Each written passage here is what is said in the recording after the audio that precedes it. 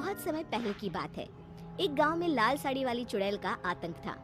वो चुड़ैल गांव के लोगों को बड़ा परेशान करती थी। एक रात रमेश अपनी साइकिल पर सवार होकर कहीं जा रहा था कि तभी अचानक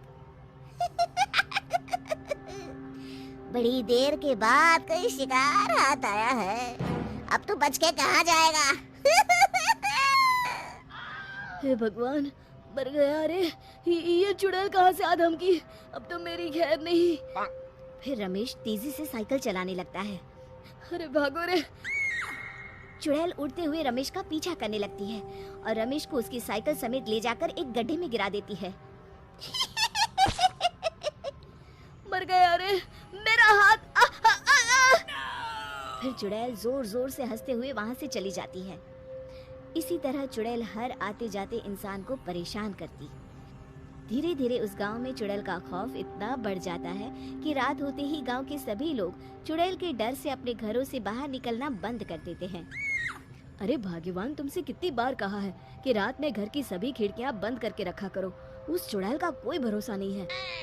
ऐसा कब तक चलेगा जी? सच में उस चुड़ैल के डर के मारे तो हम गांव वालों का जीना मुश्किल हो गया है। फिर एक दिन, अरे भोला भाई, ये तुम्हें क्या हो गया? इस तरह लंगड़ा कर क्यों चल रहे हो? अरे क्या बताऊं गिरधारी, ये सब उस लाल साड़ी वाली चुड़ैल की कारस्तानी है। उसने मेरी टांग तोड़ दी। भाई भोला, ये तो हद हो गई। हमें उस चुड़ैल का अब तो कुछ ना कुछ करना ही होगा। तुम ठीक कहते हो गिरधारी, लेकिन हम उस चुड़ैल का आखिर क्या बिगाड़ सकते हैं? वो तो कितनी ताकतवर है। पास के गांव में एक पुजारी जी रहते हैं, बहुत ही बुद्धिमान हैं। उनके पास जरूर कोई ना कोई उपाय होगा। फिर अगले दिन गिरधारी और भोला कुछ गांव वालों के साथ मिलकर पुजारी जी के पास जाते हैं। पुजारी जी उन सबको देखकर कहते हैं, क्या बात है, आप सब लोग एक साथ यहाँ क्यों आए हैं? कोई परेशानी है क्या? अब क्या बताएं पुजारी जी, उस लाल साड़ी वाली चुड़ैल का आतंक हमारे गांव में इतना ज्यादा बढ़ गया है कि अब तो हमारा जीना मुश्किल हो गया है। शाम होते ही उस चुड़ैल के डर से हम लोग किसी कैदी की तरह अपने घरों में ही कैद होकर रहते हैं। हाँ, उस चुड़ैल के डर के मारे तो हम लोग अपने खेतों में भी नहीं जा पाते। अगर इसी तरह हम लोग घर में बैठे रहे तो एक दिन हम सबकी भूखे मरने की नौबत आ जाएगी। गांव वालों की बातें सुनकर पुजारी जी बहुत चिंतित हो जाते हैं। गांव वालों से कहते हैं, पास के जंगल में एक तांत्रिक रहता है। वो चुड़ैल उस तांत्रिक की गुलाम है। तांत्रिक उस चुड़ैल के जरिए अपने काले कारनामों को अंजाम देता है। तुम सब मेरे साथ चलो। फिर सभी गांव वाले अपने अपने हाथों में जलती हुई मशाल लेकर पुजारी जी के पीछे पीछे जंगल की तरफ चल देते हैं। काफी देर चलने के बाद वो लोग एक गुफा में पहुंचते हैं। उस गुफा के अंदर बैठा एक तांत्रिक मंत्र पढ़ रहा होता है। फट फट फट फटा, शैतान प्रकट हो। तभी अचानक गुफा के अंदर लोगों का शोर सुनकर तांत्रिक अपनी आंखें खोलता है।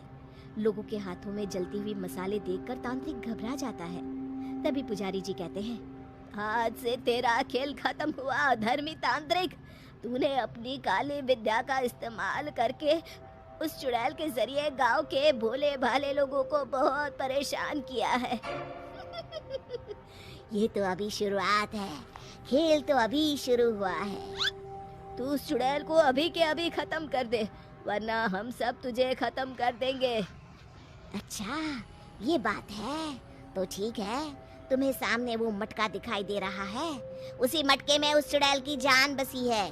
जाओ उसे तोड़ दो। तभी गांव वाले उस मटके को फोड़ने के लिए उस पर डंडे से वार करना शुरू कर देते हैं, लेकिन उस मटके को कुछ नहीं होता। तभी अचानक वो चुड़ैल भी वहाँ आ जाती है। अरे मूर्ख तांत्रिक, तूने इन लोगों को मटके का राज क्यों बता दिया?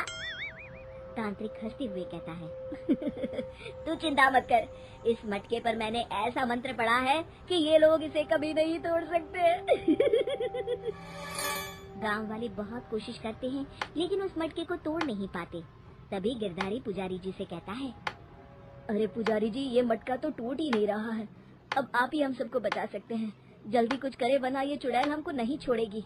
पुजारी जी थोड़ी देर कुछ सोचते हैं, कहते हैं, जिस तरह लोहा लोहे को काटता है, ठीक उसी तरह मंत्र के असर को खत्म करने के लिए मंत्र का इस्तेमाल करना पड़ेगा।